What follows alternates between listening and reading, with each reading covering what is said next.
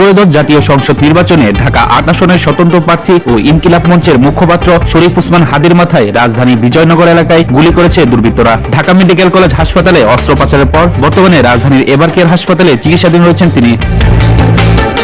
তাকে হত্যার উদ্দেশ্যে গুলি আসলে কে করেছে এবং এ কাজের পরিকল্পনায় কে বা কারা জড়িত সে বিষয়ে মানুষের ব্যাপক কৌতূহল কাজ করছে। সচেতন নাগরিকরা চাচ্ছেন জড়িতদেরকে গ্রেপ্তার করে উপযুক্ত শাস্তি নিশ্চিত করা হোক। এরই মধ্যে হত্যা চেষ্টায় জড়িত একজনের পরিচয় শনাক্ত হয়েছে।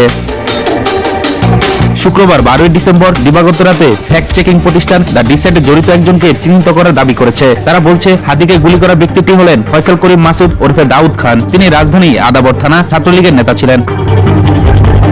নিজেদের ফেসবুক পেজের এক পোস্টে দ্য ডিসেন্ট উল্লেখ করে ইনকিলাব কালচারাল সেন্টার থেকে সংগৃহীত 9 ডিসেম্বরের সিসিটিভি ফুটেজ, পুলিশের সংগৃহীত 12 ডিসেম্বরে হামলার সিসিটিভি ফুটেজ, বিভিন্ন গণমাধ্যমে প্রকাশিত এবং ফেসবুক ইনস্টাগ্রামে ফয়সাল করিম মাসুদ নামক অ্যাকাউন্ট এবং আওয়ামীপন্থী বিভিন্ন পেজ ও ব্যক্তির প্রোফাইলে পোস্ট করা 50টিরও বেশি ছবি বিশ্লেষণ করে দেখা যাচ্ছে ওসমান হাদির উপর বাইকের পেছন থেকে গুলি করা ব্যক্তিটির চেহারার সাথে ফয়সাল করিম মাসুদ ওরফে দাউদ খান নামক এক ব্যক্তির চেহারা মিলে যাচ্ছে।